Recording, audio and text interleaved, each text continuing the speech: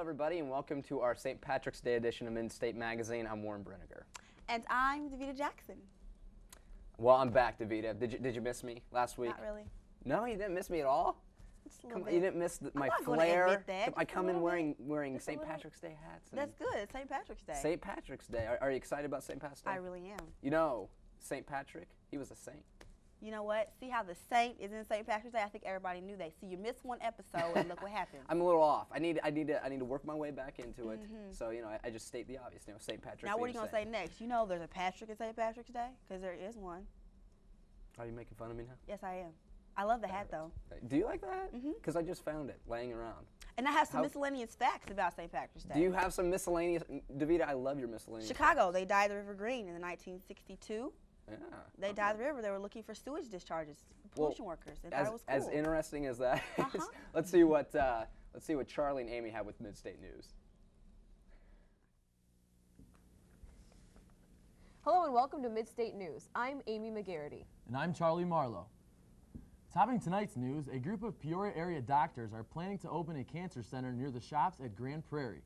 The construction will begin soon and will open summer 2004. The center will be called the Central Illinois Comprehensive Cancer Center. The new center will have treatment and exam rooms, as well as classrooms and a research department. Privacy for those undergoing chemotherapy will also be offered, as well as extra rooms for family and friends. Should the town of Normal be in the hotel industry? This was the topic of debate at Normal's Chamber of Commerce's meeting. Opponents say that a conference center would take away business from other local hotels. Those in favor of the project say a conference center would create more jobs for the community. The town council will hold a public forum in April. Bradley University put on a blood drive in their field house last Wednesday. Renee Haplin has more with the story. Hi, my name is Renee Halpin. Today we're at Bradley University for our APO Spring Blood Drive, where many people are taking time out of their day to donate their blood. Over 300 students attended the two-day event to donate blood for the American Red Cross. Student chairperson Megan Turnus was pleased with the turnout. We'll be having an overflow blood drive next Tuesday, also 12 to 4 here at the field house, because the turnout was great. So we had an awful lot of people sign up, so the Red Cross has asked us to have an overflow.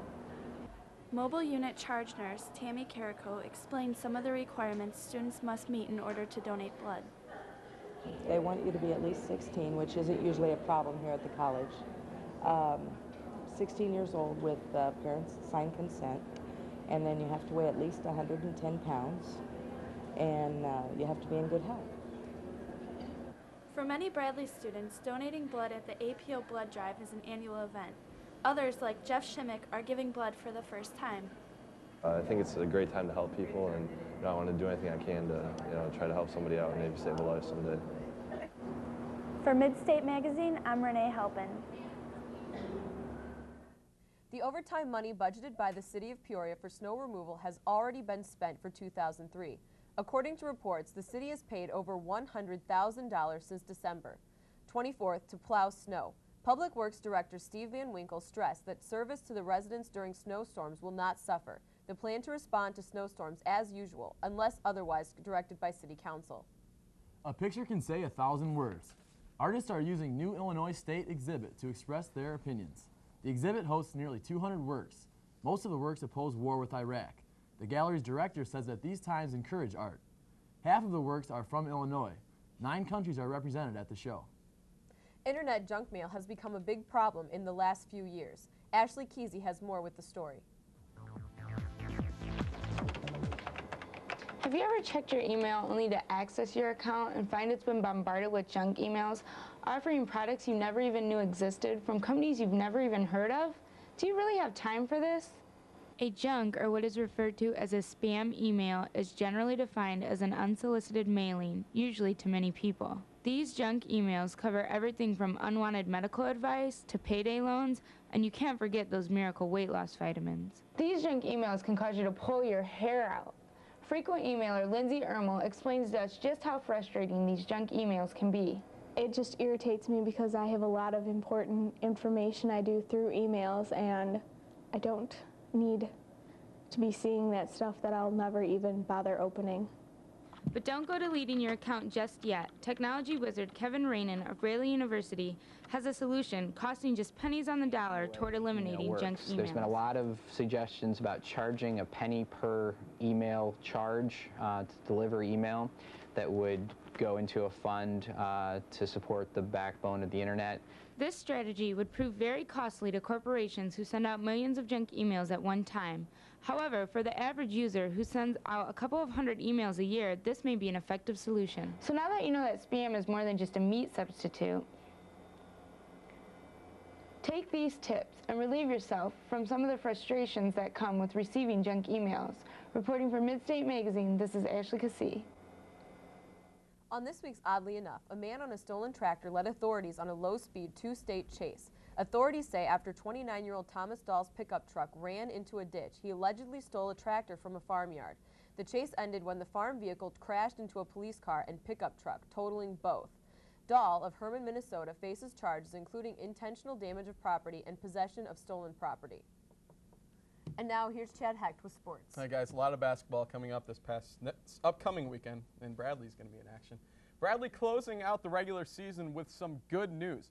First behind Phil Gilbert's 27 points, the Braves beat Drake to finish the regular season. And thanks to SMS beating Northern Iowa, Bradley claims the 6th seed in the Valley Conference Tournament. So the pairings are set for this weekend's Missouri Valley Conference Tournament. Here's how the brackets break down. Drake plays Illinois State. The winner playing on that game's at 6:05. The winner advancing to play Southern Illinois on Saturday at 12:05. Northern Iowa plays Indiana State on Friday at 8:35. The winner advances to take on Creighton. The other Saturday matches pit SMS against Evansville at 2:35 and Wichita State against Bradley at 8:35. All games are played at the Savas Center in St. Louis. The Bradley women, on the other hand, still have a couple of games left before their tournament. Tomorrow, the women look to knock off Creighton at the Robertson Memorial Fieldhouse. Tip is set for 7:05. Well, the madness is setting in. The first games of the regionals, AA boys regionals, begin for the local area. A lot to get through, so sit back and relax. We start with Peoria Central and Metamora. The favorite to come out of Peoria is Peoria Central. The Lions opening play at home tonight. Here's Tyson Langhorn playing thief, the steal and the layup. Then it's Langhorn to John Ruffin inside. That's a deuce. And then Central wins easily. Here's Sean Livingston to beat the quarter buzzer. Central 76, Metamora 37. At the Woodruff Regional, it's Richwoods and East Peoria. EP's Jeremy Howitt makes a nice move in the paint. That's good. But Richwoods was tough. Inside here to Landon Hummels. And then Knight's Andrew Engelbrecht scored 13. Here's 3 of them. Then dial it up again. That's another 3, which Richwoods wins 50-43. Odd regional matchup in Pekin. Normal Community in Washington. Normal Zach Freeman to Adam Krumtinger. Nice play. Washington hung in there, though. Nice hoop by Eddie Holzauer here. But the Ironmen are moving on. Jason Bloom to Jonathan France and 1. There's the foul. The hack count it. Normal Community wins 78-58. The Blues beat Nashville 2-1 in overtime. Phil Gilbert was named to the Missouri Valley Conference first team, and James Gillingham was named to the second team. And one final note, the Bradley baseball game canceled today against St. Louis. Instead of that game, the Braves will have 4 games this weekend. They'll play Butler, Austin Peay, and Xavier in those games. That's it for sports. Whole lot of March Madness going on. Back to you guys. Thanks, Chad. For Midstate News, I'm Amy McGarity. And I'm Charlie Marlowe. Back to you, Davida and Warren. Thanks, guys. You know, Warren, I'm Irish. Really, I could see that. I could see the Irish ancestry in your veins. Like, how much Irish do you think you are? Like, well, my great-grandfather, he was Irish, so I guess I'm quarter, 15% to something like that. Yeah. But anyway, I have Irish in me. So do you ever kind of get back to the homeland at all? I'm going to take a trip back to Ireland. My homeland, that's where I'm from. Roots, Can't you tell? It's all about roots. I know. So do you have any Irish ancestors? Actually, I think I do. I don't know if I look. I mean, obviously I don't look as Irish as you, but of course. My mom's maiden name is McMullen. So McMullen. I'd only assume that. Maybe you should go ask her. Well, I so don't you know. can learn but see, it's my dad's side that we're kind of confused about because like German, Native American, Irish. Is that where you get the good hair, the hair from? The nice pert plus? The pert plus Irish hair. I think Josh was saying he has some Irish in him too. So let's check in with Mr. Fletcher in the Critics Corner.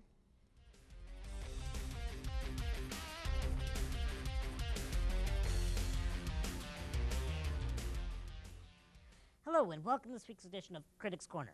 I'm your host, Josh Fletcher, and with me as always is my sidekick, Dallas. With spring break just around the corner, we here at Critics Corner figured we would take a look at movies that provide social commentary on college life. In our first movie, Ryan Reynolds plays Van Wilder, a young man who has spent 7 years in college without getting his first degree. Rather than going to class, Van prefers to be a party planner for campus organizations, as well as being involved in many philanthropic ventures. Van does such good work on and off campus that he needs a personal assistant to help keep track of his various appointments. I was the first ever male cheerleader at Huntington High. The first ever. Give me a B. Give me an A. Give me an N. What does it spell? Your mind will become a weapon.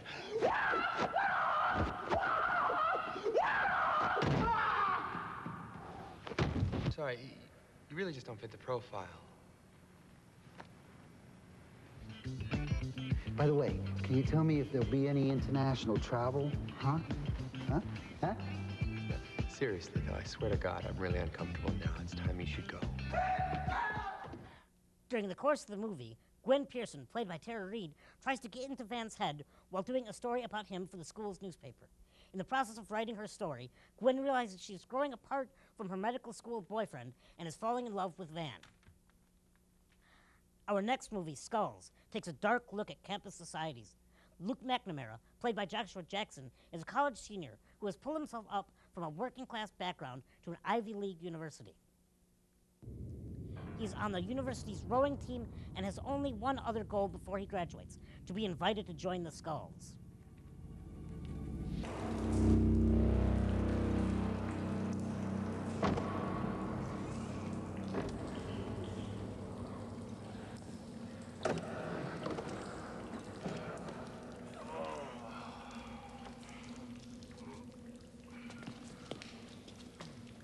Guess this one didn't make it through the reborn part. You better check his breathing. I don't know. Maybe he didn't react too well to the drugs. Congratulations, Skulls. On your rebirth, let this seal the bond between you. Be silent as you endure. The Skulls is an elitist secret society on the school's campus. Some of the country's richest and most powerful people are molded. Luke soon realizes, though, that the Skulls are more interested in covering up the wrongdoings of their society rather than correcting social injustices. The problem now is getting out of the Skulls alive. Van Wilder and the Skulls are two movies that take an interesting and at many times skewed look at college. That's it for this week's edition of Critics Corner. Have a wonderful spring break, everyone. Back to you, Davida and Warren.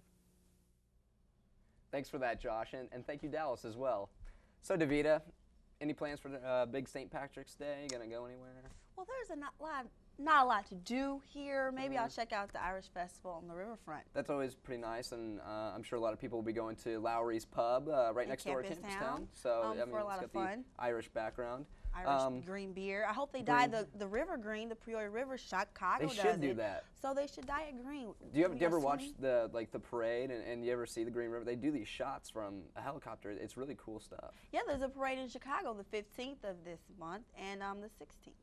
In Springfield. Springfield's the 16th and Chicago is the 15th for the St. Patrick's Day parade. Might try to check out the Springfield parade. I don't know if I probably won't get up to Chicago though. I'm going to Chi-Town to see that Green River. Okay. Really? Does it taste green? Does it taste like Jello pudding? I don't know. Because it's food coloring. So, but it's about time to check out John and Matt with this week's State of the Art. So. Hi, I'm Jonna Bond, and welcome to State of the Arts. Matt Strutzel's not with me today because we have a special guest, Gary Moore. He's here to talk a little bit about this production that he's written. It's called Black to the Future. And you mind telling us just a little bit about what we'd see if we saw this? Sure. First, I'm a little disappointed that Matt's not here. I was wanting to meet Matt, but I guess I'll have. It's okay. You have me. It's great. This is true. Jonna Bond. I like that name. Thank Jonna you very Bond. much. It's like James Bond or something. Gary Moore. It's very easy to say. It is easy to say. I feel like I've seen you on TV before too, huh? Mutual Admiration Society. Hey, thanks for inviting me here. No problem. I graduated from Bradley some years ago, and while I was at Bradley, I had the pleasure of meeting Dr. Romeo B. Garrett, who was a professor. He was the first black professor at Bradley. And of course, you all have the Garrett Center. Yeah, and named after him. Named after him. When I was here, we had the Black Culture House. And the university tore down the Black Culture House and then had the Garrett Multicultural Center. So I was actually here for that change. Wow. Yeah. That was back in, what, 1980 or so? We're not going to mention the we year. won't mention the year. It was in the 70s when I first came to Bradley. Oh, okay. But Dr. Garrett was the first black professor, and he wrote a book called The Negro in Peoria, in which he chronicled the history of African Americans in Central Illinois, or blacks who came through Central Illinois, and other historical figures. And that book was the motivation for us writing Black to the Future, which is a theater production that is running in the early part of March, and it also ran in the latter part of February. Right, right. About how long, you had to do research and everything for this, correct? How long did the research take you? The research really took a couple of years. The book goes from, say, 1691, around the time of the founding of the city of Peoria. So it gives you a lot of history. A lot of history. And in the book, Dr. Garrett cites how John Baptiste du Sable, who founded the city of Chicago, actually lived in Peoria for 10 years before he went to Chicago. Yeah. Frederick Douglass came through Peoria. Abraham Lincoln debated in Peoria. The Pettingill House, some people might be familiar with it on Moss Avenue. It's a historical site. Yeah, that whole street's the whole historical, right. The original Pettingill House, Moses Pettingill, was a conductor on the Underground Railroad. And so this is the kind of material that's in Dr. Garrett's book. And we were sitting around one day, myself and some other folks in Peoria during February Black History Month, and we were saying how, you know, the old man's book is collecting dust. And that we should really do something in order to bring some of his scholarship and research to life. How long did it take you, I mean, how difficult actually was this research? Because I went to go just kind of skim over the book before I came here to talk to you, and they have it under lock and key here, here at Bradley, upstairs. And I know. Free Dr. Garrett, you know? Yeah, I know. We should start a rally or something. Yeah, they had to buzz me in and sit me down in the chair, and then, you know. Well, the book is out of print, and that's probably the reason why you couldn't get a hold of it, and there are just limited editions. Maybe one day somebody can raise enough funds to have it reprinted, or even have it updated and then reprinted. Yeah, hopefully. So, yeah, I understand that. But in terms of the research, what we did was we simply wrote a plot. The plot is there are two students, one's black, one's white, they're high school students. They're derelicts in a history class. The teacher gets tired of them disrupting the class, so she punishes them by making them clean up a library exhibit. And this exhibit has different statues and pictures. And while they are there, these statues come to life. And the statues are of these historical figures that Dr. Garrett mentions in his book. Yeah, really. Okay, so it took you a couple years to do your research, and once you did the research, well, actually, while you were doing the research, did you do more than just read? Did you talk to family members and things like that? Did you have a personal relationship with Romeo? Oh, yeah. Garrett? Yeah, Dr. Garrett, he was a gentle soul. If anyone ever met him, they know that he was a ladies' man also. Oh, okay. You know, even though he was like up in age so 70s few of you around. and 80s, well, I mean, he would always hit on the ladies. Yeah. And but he was a nice old man, and we used to go to his house and sit, and he'd tell us stories. Now, mind you, this guy was a sociologist, and he was doing research, sociological research in the 1940s. So he was interviewing people who were 80, 90 years old, and that would take you back into the 1800s. So a lot of his material came from oral histories as well. The first time we did this production was in 1991 when Peoria celebrated its tricentennial celebration. Dr. Garrett got an opportunity to see the play, and he passed away some years ago. And we decided that we were going to reprise the play and do it again. We have funding from the 21st Century Learning Center, which is in conjunction with the Peoria School District. Very important part of many productions. Yes, cost some money to do this and get period costumes and that type of thing. So the first time we did it was in '91, and this is so this is kind of the second time around then. Exactly. Okay. Exactly. And we've updated it a little bit with some other research. Good, good. Now, when I was talking to you earlier, you were telling me a little bit about its edutainment, educational entertainment. Edutainment, yeah, that's a little phrase where we combine education and entertainment. Educational from the standpoint that there's a lot about African American history in Central Illinois that people don't know. Right. It's underreported. And as an example, as I mentioned with DuSable, a lot of people know about DuSable's exploits in Chicago, but they don't know about him living in Peoria for 10 years. A lot of people may be familiar with a lady named Madam C.J. Walker, who was the first black millionaire, who was one of the first women entrepreneurs in the United States. She developed a line of hair care products. She was very famous, opened up a business in Indianapolis and that type of thing. Well, she learned from Annie Malone, who went to Peoria Central High School. Okay. And also, another quick historical tidbit is in the movie Glory. I've seen that movie a couple times in school. Denzel Washington, the 54th, there were 12 men from Galesburg who were in the 54th. So it's very educational. Wow. And then we've added some humor to it as well. Yeah, you got the humor, you got the drama, that's what you're telling me. You said, let's see, there's 30 cast members? 30 cast members. Some are actors, some aren't? Some are novices. So yeah, it's a fun production. There's music. We have a 12-year-old girl who's in 6th grade who sings like an angel. Oh, wow. We have Michael Hurd, who is singing with the Peoria Heritage Ensemble, who just came back from Carnegie Hall. So lots of entertainment, and it should be a good family event. Well, that sounds really entertaining. It's Black to the Future. I'm going to show this one more time. And we're going to see it at Peoria Central High School on the 15th at 7 p.m. That's right. So thank you very much for coming here and talking to us about it. Thank you very much. Very educational and entertaining. All right, thank you. And next time maybe I'll get to see Matt. Yeah, maybe next time you'll get to meet Matt. I'm Jonna Bond. This is Gary Moore. Say hi to Matt at home. This is State of the Arts. Back to you, Warren and Davita. Thanks, Jonna, and our special celebrity guest. Apparently, Matt's and Lowry's don't exist anymore. Yeah, I don't know what the deal is. Maybe Matt left with Lowry's. I must have been living under a rock or a sham rock. Come on, Davita. You're making jokes. That was funny. Rock or sham rock? So, I want to know. No, what do you think about St. What? You know. Yeah. What do you think? I think at St. Patrick's Day, Davita Jackson is thinking about leprechauns. No. No. Four-leaf clovers. No. Skittles. Taste the rainbow. Oh I want to get my pot of gold. Since Lowry's is closed on St. Patrick's Day, I'm going to find my pot of gold under the Skittles. And at the end of the rainbow, there's just going to be a gigantic pot of Skittles? With gold inside. Gold and Skittles. They go together. You didn't know that? Oh my gosh.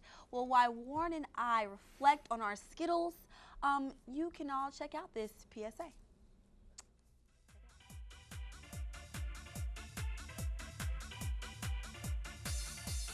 Crucial stage with energy usage. Prices are just too high. We need to cut consumption and we need alternatives. That's what drove us to attempt the first static electricity powered home. Static cells under the carpet collect energy and transfer it as needed throughout the house. Faster! Faster! Water's getting cold! Success has been elusive. It hasn't been everything we'd hoped. But besides making the house itself more energy efficient, the smartest thing we did, the bright spot, if you will, is that we equipped the house with Energy Star products, which use less juice and save money. Static electricity may not be viable, but hey, we've taken a step toward the future. Our future. Anyone can make their home more energy efficient. Good night, sweetie. Good night, Mommy.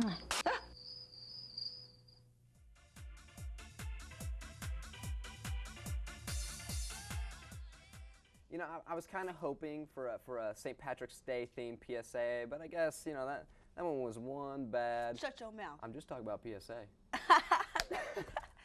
Wow. Okay, we'll never do that again. Okay, I promise. Okay, have you ever seen these movies? I've been thinking about this a lot. St. Patrick's Day, the movies with the leprechaun. I was so scared of the leprechaun. Are you serious? I thought it was the most. Midget I thought it was the most ridiculous thing ever. No, I can't watch Chucky all the way through. So of course I'm scared of the Leprechaun 1, 2, and 3, or was it 4? There's like 17. I don't know. Leprechaun I'm movies. scared of leprechauns. It's like him and 'Cause Snoop Dogg, I think.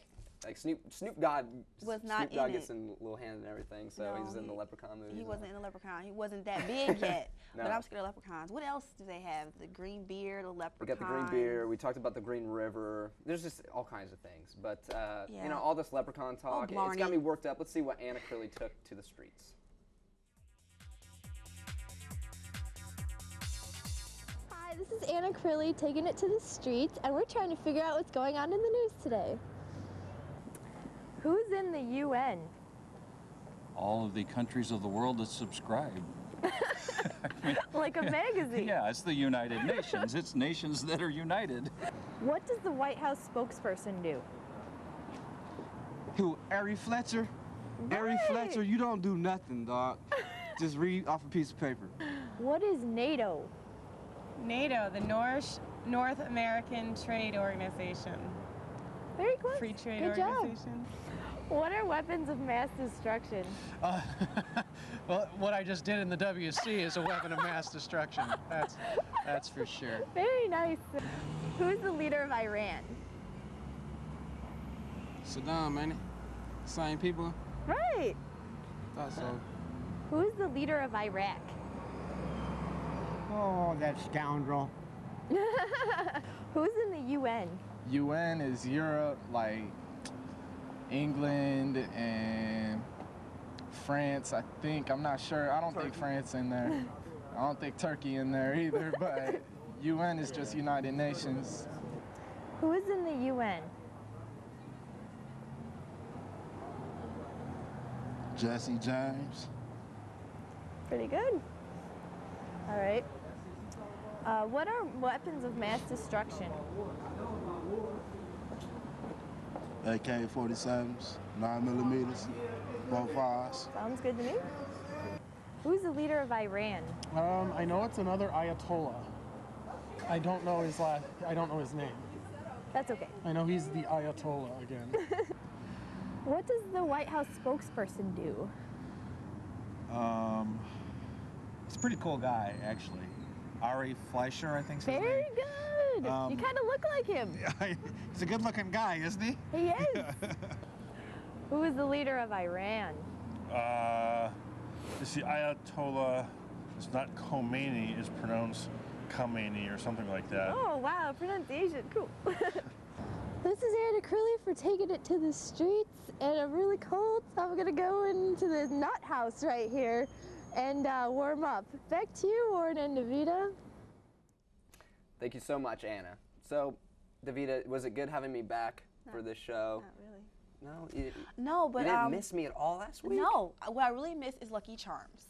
Lucky Charms I have some of those. That is such an Irish cereal. I haven't had that in such a long time. I need to go back to my childhood. You know how you little marshmallows inside they're so and a little leprechaun on the front. So I love Lucky Charms. They're so good. And you know, they're not like Trix. You know, they don't deny the leprechaun, you know, his cereal. Yeah. You know, the Trix rabbit. Like the rabbit. The rabbit has no cereal. Guy.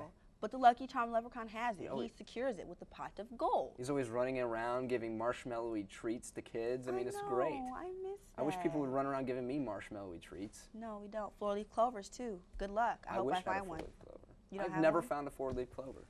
There's something that goes along with that, something retarded, like each four represents like the Holy Spirit or something with the saint thing. But St. Patrick's Day was a holy day, but now it's become more secular because of wearing green and everything. Everybody so I don't get to pinch you today, but if I see you on St. Patrick's Day and you don't have green on, it's over.